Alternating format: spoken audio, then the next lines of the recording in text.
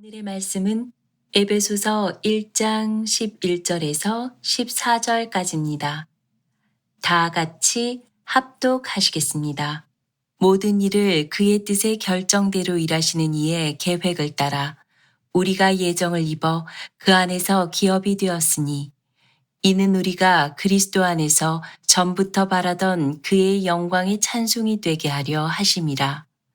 그 안에서 너희도 진리의 말씀, 곧 너희의 구원의 복음을 듣고 그 안에서 또한 믿어 약속의 성령으로 인치심을 받았으니 이는 우리 기업의 보증이 되사 그 얻으신 것을 속량하시고 그의 영광을 찬송하게 하려 하심이라.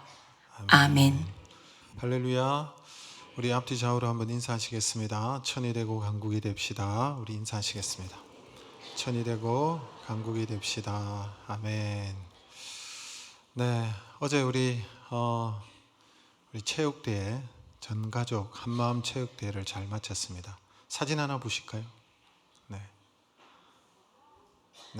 그래서 어제 행복한 하루를 보내었는데 우리가 더 체육대회를 통해서 한 마음이 되고 우리가 가족임을 확인하고 사귐과 교제가 있어서 너무 감사합니다. 더욱더 우리가 한 마음이 되어서 주님의 나라를 위해서 거룩한 하나님의 나라를 위하여 함께 헌신하는 우리 모든 성도들이 되시기를 주님의 이름으로 축복합니다. 오늘은 이보다 좋은 복은 없다. 네 번째 복을 한번 살펴보겠습니다. 여러분, 바울이 깨달은 네 번째 하늘의 복, 신령한 복, 그가 추운 감옥 바닥에 있었지만 감옥에서도 춤추게 만들었던 복, 어떤 환경 속에서도 가슴 벅찬 감격으로 하나님을 찬양하게 만들었던 복이 있었죠. 그 첫 번째가 우리를 선택하셨던 복이죠. 선택의 복이 있고, 두 번째는 우리를 자녀 삼으신 복이 있었고, 세 번째는 우리를 죄 가운데서 건져주시고 죄 사함의 복을 우리에게 주셨고, 오늘은 네 번째 하늘의 복은 바로 기업됨의 복이라는 것입니다. 기업됨의 복입니다. 여러분, 하나님은 우리를 선택하셨습니다. 그리고 우리의 죄를 사하여 주셨습니다. 우리를 자녀로 삼아 주셨습니다. 여러분, 자녀로 삼아 주셨어요. 여러분, 부모는 자녀에게 눈을 뗄 수가 없어요. 늘 언제나 자녀를 지켜봅니다. 하나님도 마찬가지이십니다. 하나님도 우리를 자녀 삼으심으로 말미암아 자녀된 우리에게 중독되어 계신 분이 하나님이십니다. 우리를 향하여 사랑의 눈이 머신 분이시죠. 하나님의 눈에는 우리만 보이는 것입니다. 그런데 오늘 표현에서 자녀됨을 좀 다른 표현을 하고 있습니다. 자녀됨을 좀 다른 표현으로 말할 때 하나님의 기업이 된다는 표현입니다. 하나님은 우리를 기업으로 삼으셨다는 것이죠. 오늘 11절 말씀을 우리 다시 한번 기업에 대해서 초점을 맞추시면서 같이 한번 읽도록 하겠습니다. 모든 일을 그의 뜻의 결정대로 일하시는 이의 계획을 따라 예정을 입어 그 안에서 기업이 되었으니, 우리가 기업이 되었다. 우리가 하나님의 기업이 되었다라고 말하는 것입니다. 하나님의 뜻의 결정대로, 하나님의 계획을 따라, 하나님의 예정 안에서 우리가 하나님의 기업이 되었다는 것입니다. 우리가 하나님의 기업이다. 이게 무슨 의미일까요? 그 안에서 예수 그리스도 안에서 기업으로 삼으셨다. 기업이 되게 했다. 여러분, 기업이라고 생각할 때는 우리 큰 기업을 이룬 회장님들이 계시잖아요. 창업주가 있고 그분들이 기업을 경영하고 있다, 이런 표현을 쓰지 않습니까? 그 기업을 말하는 거예요. 하나님께서 우리를 기업으로 삼으셨다는 말은 자기 몫으로 선택하셨다는 것을 말하는 것입니다. 우리가 선택되어졌다는 것입니다. 자신의 소유로 우리를 선택하셨다는 것입니다. 여러분, 시편에 보면 자녀들은 하나님께서 부모에게 주신 기업이다라고 표현하고 있죠. 자녀들이 부모의 기업이 되다라고 말하는 것입니다. 부모에게 가장 소중한 기업이 뭐냐? 가장 소중한 것이 뭐냐? 바로 자녀라는 것입니다. 하나님께서 우리를 자녀로 삼으셨다, 아니 기업으로 삼으셨다는 말의 의미가 그러한 것입니다. 가장 소중한 소유물, 애정의 대상이 바로 우리라는 것입니다. 그래서 하나님께서는 소유된 자신의 백성을, 소유된 자신의 자녀를, 기업인 자녀를 절대로 빼앗길 수가 없는 것이죠. 여러분 이사야 43장 1절과 2절의 말씀 우리 같이 한번 읽어볼까요? 야곱아 너를 창조하신 여호와께서 지금 말씀하시느니라. 이스라엘아 너를 지으시니가 말씀하시느니라. 너는 두려워하지 말라. 내가 너를 구속하였고 내가 너를 지명하여 불렀나니 너는 내 것이라. 내가 물 가운데로 지날 때에 내가 너와 함께 할 것이라. 강을 건널 때에 물이 너를 침몰하지 못할 것이며 내가 불 가운데로 지날 때에 타지도 아니할 것이요 불꽃이 너를 사르지도 못하리니. 보세요. 우리가 하나님의 기업이 되고 하나님의 소유가 되고 하나님께서 나의 것이다 라고 얘기하셨잖아요. 하나님의 기업으로 삼으신 거예요. 하나님의 자녀요 하나님의 기업이 되었기 때문에 하나님께서 지키신다는 거예요. 보호하신다는 거예요. 사랑하신다는 것입니다. 우리가 뛰어나기 때문에, 우리가 특별하기 때문에, 특출하기 때문에 우리를 사랑하시는 것이 아니라 하나님의 자녀요 하나님의 소유된 백성이요 기업이 되었기 때문에 그런 것입니다. 어느 어머니가 쓴 수기가 있습니다. 처음에는 잘 몰랐는데 자신의 아이가 좀 자라면서 이상하다는 것을 느꼈습니다. 아이를 살펴보니 결국은 이 아이가 바로 자폐적인 정세가 나타난 것입니다. 아이는 전혀 말을 하지도 않고 반응조차 없습니다. 어떤 때는 이 아이가 마구 소리 지르고 울 뿐이지 부모조차도 엄마조차도 전혀 대화가 되지 않는 것입니다. 여러분 자폐아의 문제가 뭔지 아십니까? 의사소통을 할 수가 없다는 거예요. 너무나도 힘들었다고 합니다. 때론 너무 속이 상해서 이런 말이 튀어나왔습니다. 그래 너하고 나하고 같이 죽자. 이런 소리가 튀어나왔지만 그게 가능한 일이 아니지 않습니까? 내 아들이니까, 내 자식이니까 이 아들과 무엇이든지 함께 하지 않을 수가 없었습니다. 엄마가 할 수 있는 일은 이 아이를 안심시키고 엄마가 너를 얼마나 사랑하는지 그것을 계속해서 설명해 주는 것뿐이었습니다. 이 아이가 알아듣든 못 알아듣든 자꾸만 설명해 주는 것입니다. 결국 이런 노력으로 이 아이의 마음이 아주 조금씩 열려가면서 엄마나 주변 사람들에게 조금씩 반응하기 시작했습니다.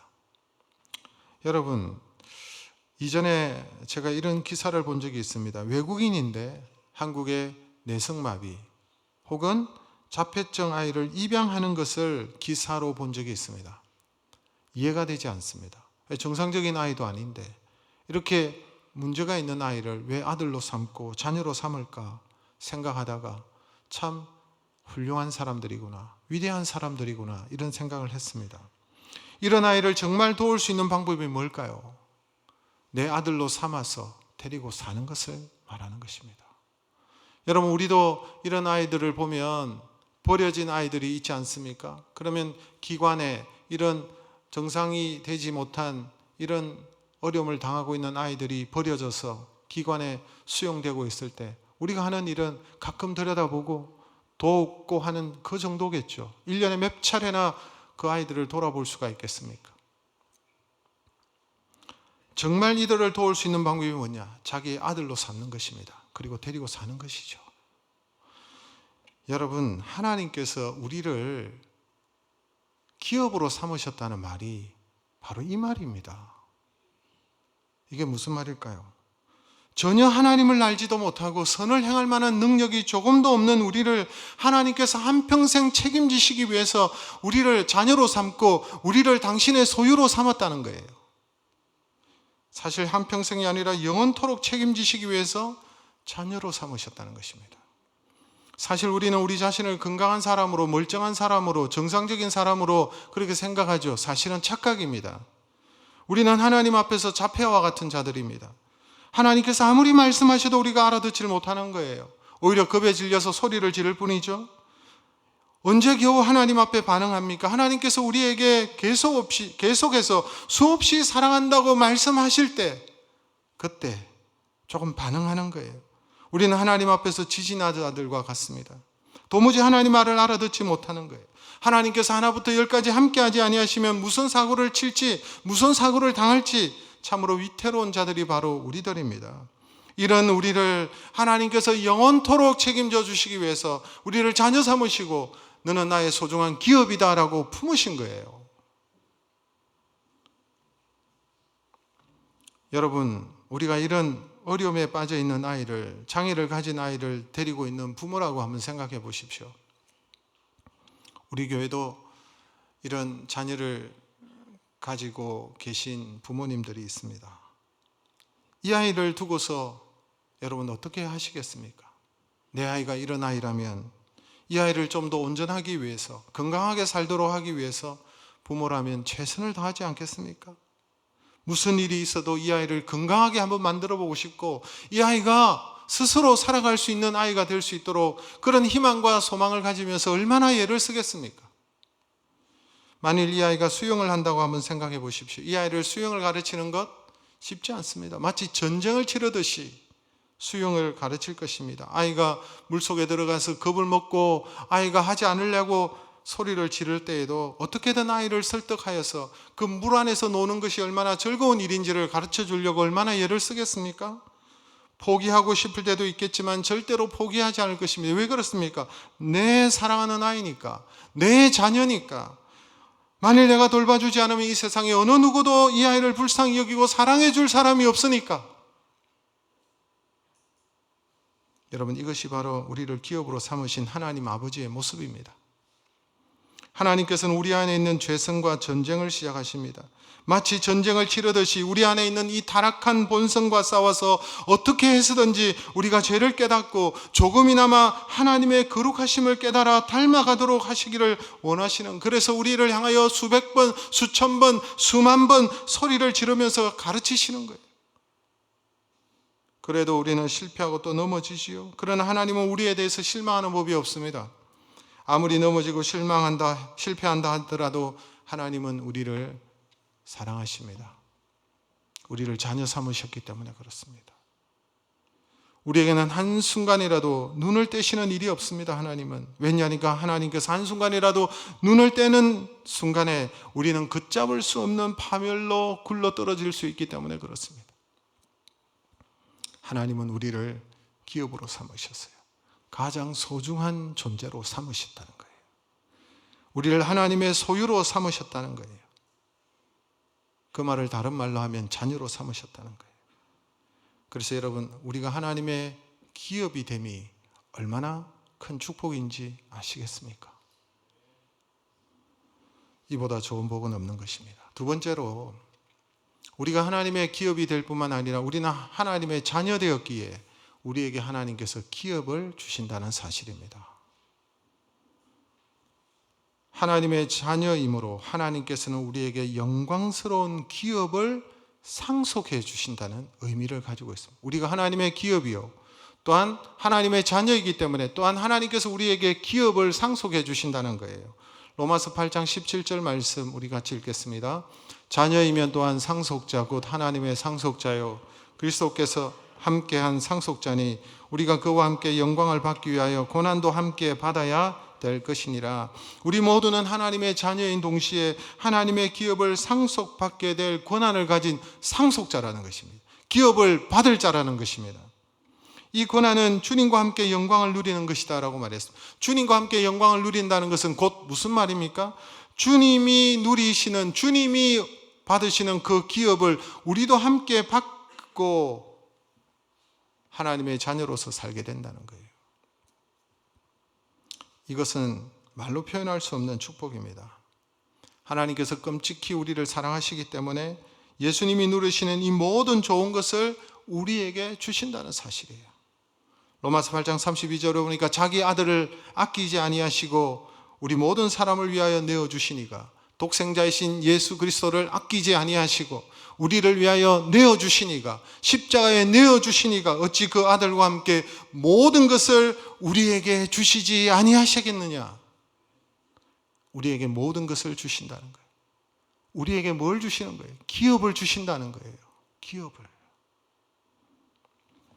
여러분, 우리에게 놀라운 기업을 주시는데 이 기업을 주심을 우리에게 보장하시기 위해서 성령으로 인쳐주셨다라는 표현을 오늘 본문에 하고 있습니다. 13절, 14절 우리 같이 한번 읽어볼까요?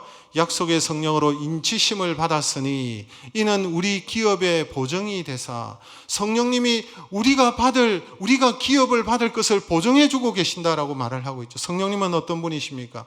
성령님은 그리스도께서 행하신 그 대속의 모든 역사들이, 대속의 그 모든 은혜들이 우리의 것이 되도록 우리의 삶에 적용시켜 주시는 분이에요. 그 하나님의 은혜를, 그 예수 그리스도의 십자가의 대속의 은혜를 우리가 알고 깨닫고 그것을 받아들이고 우리의 마음의 문을 열어서 믿음으로 예수 그리스도를 영접하게 함으로 우리가 그것을 누리며 하나님의 자녀가 되게 하시는 그 역사를 하시는 분이 바로 성령님이신데, 그 성령께서 우리가 하나님께 기업을 받을 것을 또한 성령께서 인쳐주시고 보증하신다는 거예요.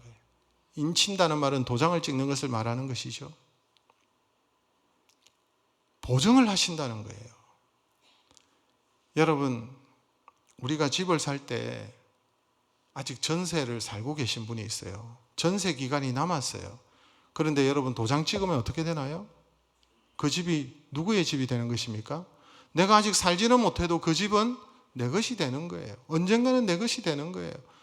그래서 하나님께서 우리에게 기업을 주셨다라고 말씀하고 있는데, 성령께서 그것을 보증해 주셨다고 말씀하셨기 때문에 우리는 이미 그 하나님의 놀라운 기업을 받은 존재라는 것입니다.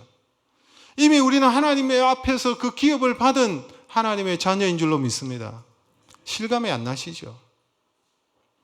우리가 삼성이나 아니면 LG나 현대나 이 기업을, 우리가 그의 자녀가 되어서 기업을 준다고 하면 여러분 실감이 나시겠습니까? 근데 그것과 비교되지 않는 기업을 하나님께서 우리에게 하늘의 기업을 주신다는 거예요.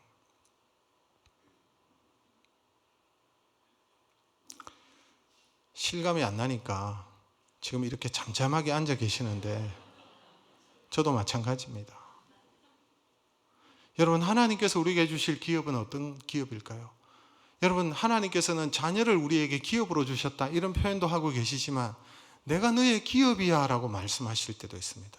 오늘 우리가 불렀던 찬송 가운데 나의 영원하신 기업 생명보다 귀하다, 그 기업이 하나님이 나의 기업이 되죠.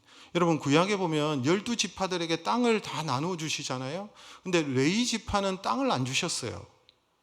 그러면서 하나님께서 내가 너의 기업이야, 내가 너의 분깃이야 이렇게 말을 하는 거예요.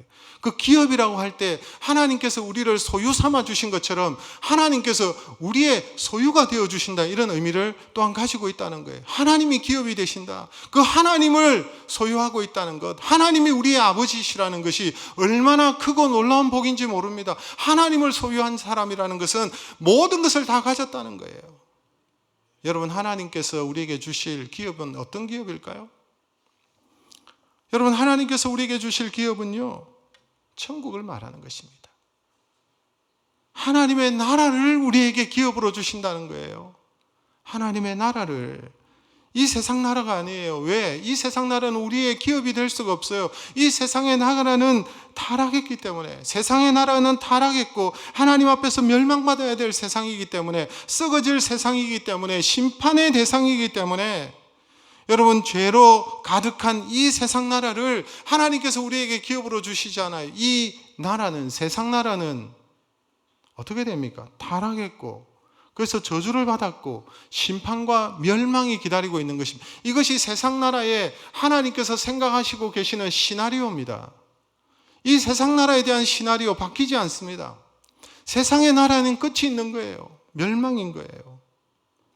이 타락한 이 세상을 우리에게 기업으로 주시는 분이 아니라는 거예요.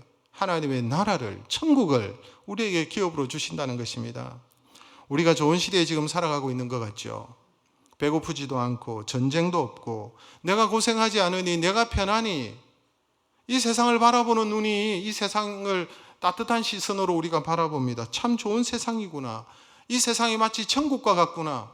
요즘 판교에 들어오면 이 꽃이 연산홍이 피어 있는데 그걸 보고 쫙 들어가니까, 제가 어제입니까? 금요일 날 장례가 나서 우리 성도들과 함께 갔다가 오면서 버스로 왔거든요. 근데 꽃이 확 흐트러지게 펴있는 그 흰 꽃을 보면서, 연산홍을 보면서 마치 이 동네가 천국 같다 이런 생각을 했어요. 너무 아름다워서. 근데 여러분, 이 세상은 천국이 아닙니다.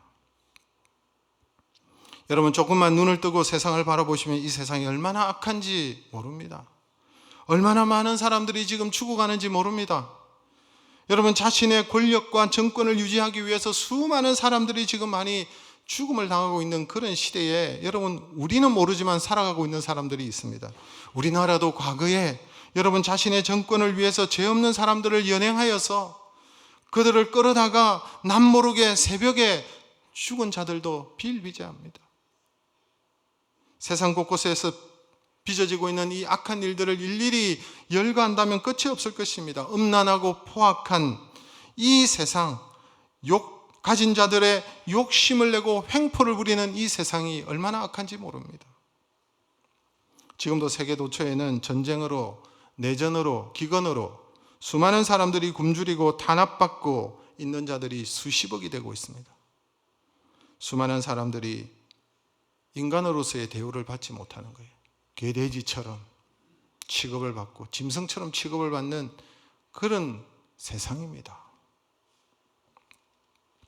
여러분, 사단은 우리에게 이 세상의 거짓된 영광을 자꾸 보여줍니다.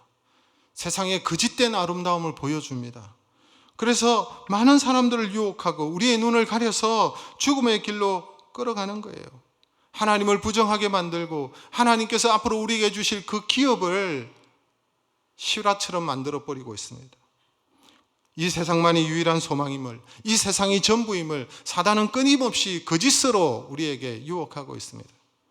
지난 160년 이상 가장 성공한 사단의 도구는 다윈의 진화론이라고 할 수 있습니다. 그의 사상은 간단하죠. 모든 만물이 진화한다는 거예요. 그래서 이 세상은 점점점 좋아진다는 것입니다. 사람은 본래 선함으로 개인의 노력이나 환경의 개선을 따라서 점점점 선해지고 세상도 점점점 좋아지고 나중에 이 세상에 유토피아가 온다는 그런 얘기를 하고 있습니다. 사실 이 사상은 정치, 과학, 경제, 교육 등 모든 분야에 영향을 끼쳤습니다.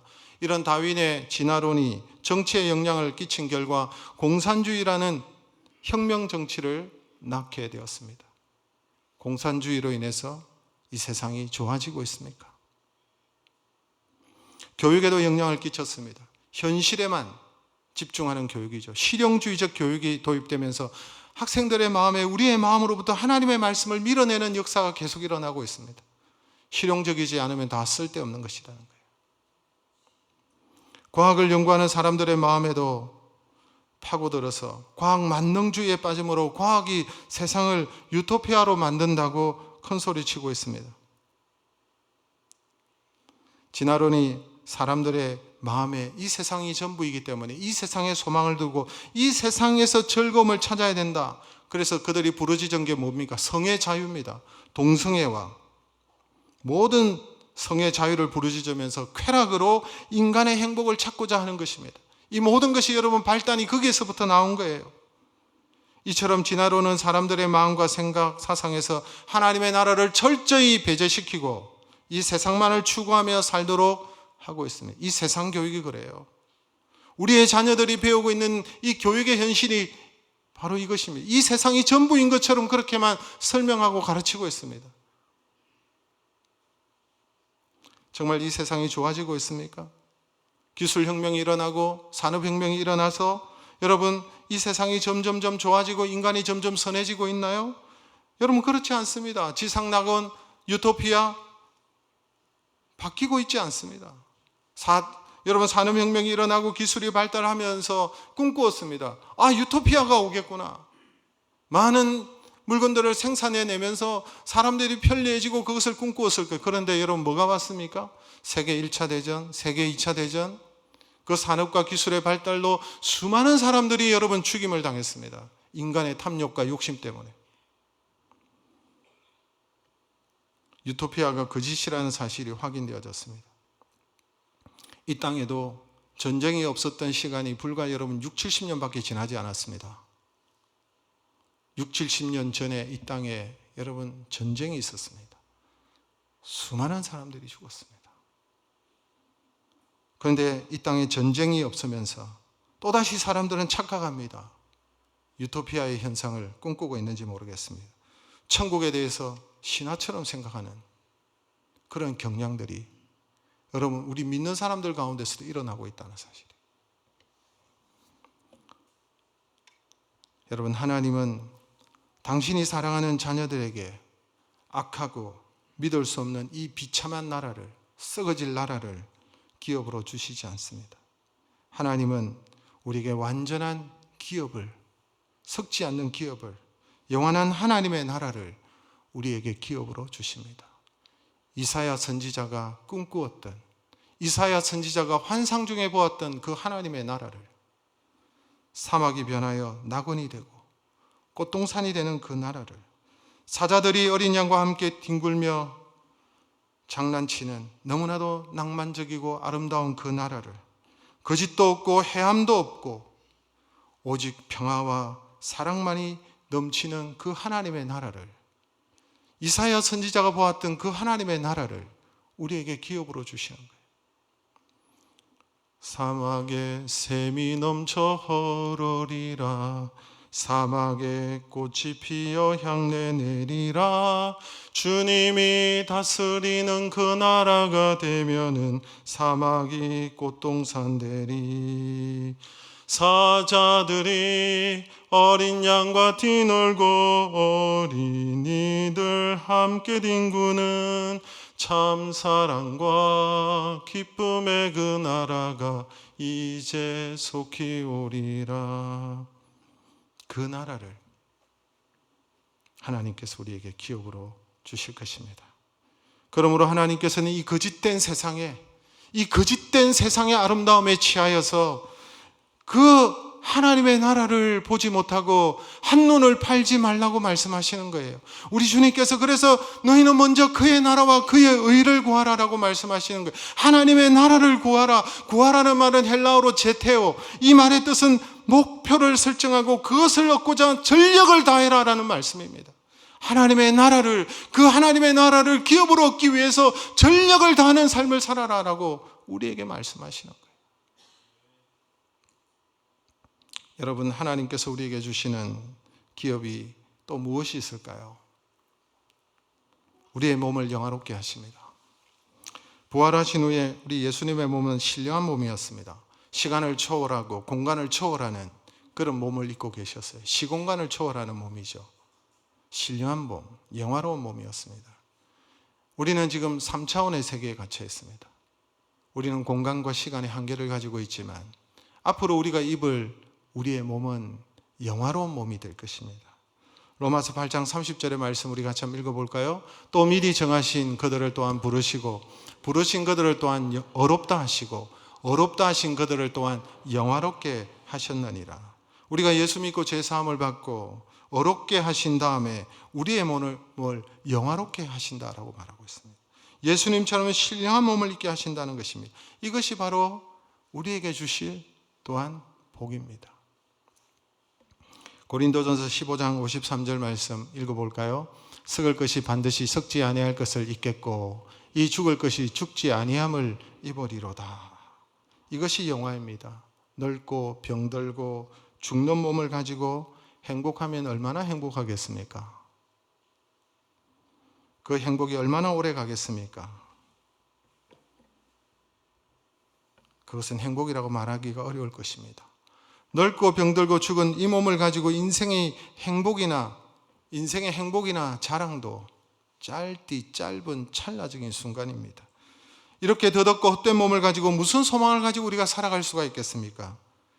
이 사실을 하나님께서 아시기에 하나님의 자녀되고 하나님의 기업된 우리를 하나님께서 새 몸을 주시고 신령한 몸을 주시고 영화로운 몸을 우리에게 주시는 거예요. 이것이 앞으로 우리가 누릴 은혜인 줄로 믿습니다. 그리고 하나님께서 우리에게 주신 기업은 하늘의 상급을 언급하지 않을 수가 없습니다. 하나님의 상급이 우리의 기업입니다. 계시록 22장 12절 말씀 우리 같이 한번 읽겠습니다. 보라, 내가 속히 오리니 내가 줄 상이 내게 있어 각 사람에게 그가 행한 대로 갚아 주리라. 성경에 보면 상에 대해서 자주 말씀하고 있습니다. 그러나 구체적으로 어떤 상인지, 누가 받을지, 누가 받지 못할지, 또 받은 사람은 천국에서 그 신분이 어떻게 달라지는지 잘 모릅니다. 그러나 우리 주님께서는 우리에게 굉장히 자주 많이 이 상에 대해서 강조하고 있습니다. 성경에 기록된 그 상들을 예로 살펴보면 우리에게 생명나무의 과실을 주시겠다. 생명나무의 과실이기 때문에 이 열매는 영원히 죽지 않는 과실입니다. 주인의 즐거움에 참여하는 상을 주시겠다. 주인이 기뻐하고 있는데 그 주인과 함께, 하나님과 함께 그 즐거움에 참여할 수 있는 것 얼마나 큰 상입니까? 생명의 면류관을 주시겠다. 면류관은 명예를 말하는 것입니다. 별처럼 빛나는 존재로 삼아주시는 것. 감추었던 만나를 주시겠다. 흰돌 위에 새겨진 새 이름을 내가 주겠다. 우리의 이름이 영원할 수 있도록 그 이름을 새겨주시는 것. 만국을 다스리는 권세를 주시겠다. 보좌에 주님과 함께 앉게 하겠다. 등등등. 주님께서 이 상을 우리에게 주신다고 약속하셨습니다. 이 상이 신비에 가려진 상이기에 그 실체를 우리가 정확하게 알지 못합니다마는, 그러나 분명한 것은 예수 믿고 하나님의 나라에 들어간 자들은 우리들 중에 이런 특별한 상을 받을 자들이 있다는 것입니다. 히브리서 11장 6절의 말씀 우리 같이 읽어볼까요? 믿음이 없이는 하나님을 기쁘시게 하지 못하나니 하나님께 나아가는 자는 반드시 그가 계신 것과 또한 그가 자기를 찾는 자들에게 상 주시는 이심을 믿어야 할지니라. 상 주시는 이심을 믿어야 된다라고 말씀하고 있습니다. 여러분, 선교사님들이 왜 이 땅의 모든 것을 내려놓고 선교지로 들어가실까요? 그 선교지에서 무슨 부귀영화를 누리겠다고 선교지에 왜 들어갑니까? 제가 아는 언어학자이신 선교사님은 성경 번역 선교사로서 언어학자입니다. 이 땅에서 많은 것을 누릴 수 있는 분이었습니다. 그런데 그 모든 것을 내려놓고 아마존에 수백 명 정도밖에 되지 않는 그 소수 종족을 위해서 그곳에 들어가서 그들과 함께 살아가십니다. 그들에게 언어를 배우고 그들의 언어를 익히고 그들에게 문자를 가르쳐주고 그들에게 성경을 번역하여서 그들에게 복음을 전하기 위해서 그 수백 명의 종족을 위해서 자신의 모든 것을 헌신하고 들어가신 분이 있습니다. 또 제가 아는 한 분은 지질학자요 토양학자입니다. 가난한 나라에 들어가서 그들이 복되게 살아갈 수 있도록, 그 땅에 살아갈 수 있도록 그 땅의 토양이 어떤 종자, 어떤 식물과 맞는지를 연구하면서 그들과 함께 농사를 짓고 그들에게 복음을 전하는 분들이 있습니다. 왜 그럴까요? 이분이 무엇 때문에 자신의 모든 것을 내려놓고 헌신하고 들어가는 것입니까? 하늘의 기업을 바라보기 때문에 그렇습니다. 그 하늘에 하나님께서 주실 그 기업을 바라보면서 약속의 상을 믿기 때문에 자신의 모든 것을 내려놓고 그 상을 바라보면서 헌신하는 것입니다. 여러분, 하나님께서 우리에게 주시는 기업은 말로 다할 수 없는 놀라운 축복입니다. 우리가 모르기 때문에 이렇게 앉아 있는 거예요. 우리가 이 복을 알면 알수록 우리가 펄쩍펄쩍 뛰면서 하나님을 찬양하고 하나님을 노래할 것입니다. 제가 여러분에게 현실 도피적인 말을 하는 것이 아닙니다.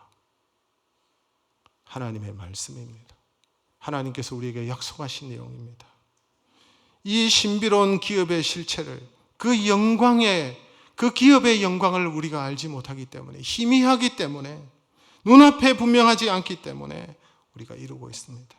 그래서 사도 바울은 우리 앞에 놓여 있는 이 영광의 기업을 우리가 더 많이 알 수 있도록 하나님, 우리의 눈을 밝혀주십시오라고 기도하고 있습니다. 멀리 떨어진 생소한 것이 되지 않도록 기도한다고 말하고 있습니다. 에베소서 1장 18절에서 19절 말씀 우리 같이 읽겠습니다. 너희 마음의 눈을 밝히사 그의 부르심의 소망이 무엇이며 성도 안에서 그 기업의 영광의 풍성함이 무엇이며 너희로 알게 하시기를 구하노라. 그 기업의 영광의 풍성함이 무엇인지 우리가 알기를 기도하노라. 에베소 성도들을 향해서 우리도 이렇게 기도해야 되겠습니다. 그 기업의 영광을, 그 기업의 풍성함을, 그 기업의 아름다움을, 그 기업의 실체를 하나님은 우리의 영의 눈을 열어주셔서 그 기업을 더욱더 알고 깨닫게 하여 주시옵소서. 우리가 그 기업의 영광과 풍성함의 실체를 우리가 점점 알아간다면 우리의 소망은 점점 커질 것입니다. 아무리 이 세상이 광야 같고 이 세상이 악하고 타락한 세상이라 할지라도 그 기업을 바라보기 때문에 소망 가운데 넉넉히 이 땅에서 우리의 삶을 완주하고 그 나라를 소망하면서 달려갈 수 있게 될 것입니다. 우리에게 주실 영광스러운 기업의 복, 이것만큼 좋은 복이 어디에 있겠습니까? 이것만큼 좋은 소식이 어디에 있겠습니까? 이것만큼 우리의 마음을 들뜨게 만드는 것이 어디에 있겠습니까? 이렇게 좋은 복을 우리가 알고 이것을 우리가 추구하고 사모하고 달려가는 것입니다. 그러나 아직도 이 좋은 복음을 아직도 알지 못하고 세상에 속아서 이 세상이 전부인 줄 알고 달려가는 이 타락된 세상 속에 살아가는 수많은 사람들이 우리 주변에 있는데 이들에게 여러분 우리가 전해야 되지 않겠습니까? 우리 모두 이 좋은 이야기를 우리의 가슴에만 품고 있지 말고 우리의 이웃에게 전해야 될 것입니다. 뿐만 아니라 우리의 다음 세대, 우리의 자녀들에게 우리가 그래서 드림 축제를 하는 것입니다. 드림 축제를 통하여 우리 주변에 있는 많은 어린 영혼들이 이 놀라운 소식을 들을 수 있도록 다음 세대를 세우는 것이 우리의 사명이기 때문에 그래서 우리가 행하는 것입니다. 이번 드림 축제 때 수많은 우리 주변의 자녀들이 이 복된 소식을 듣고 이 복음을 듣고 하나님을 찬양하는 영광스러운 축제가 하나님의 꿈이 이루어지는 꿈의 축제가 펼쳐지는 은혜가 있기를 소망합니다. 이 일에 함께 기도하시고 이 일에 함께 마음을 쏟으시고 이 일에 함께 헌신하시고 이를 위해서 전도하는 일을 위해서 힘쓰고 애쓰시는 우리 모두가 되시기를 주님의 이름으로 축복합니다. 오늘 이 말씀을 생각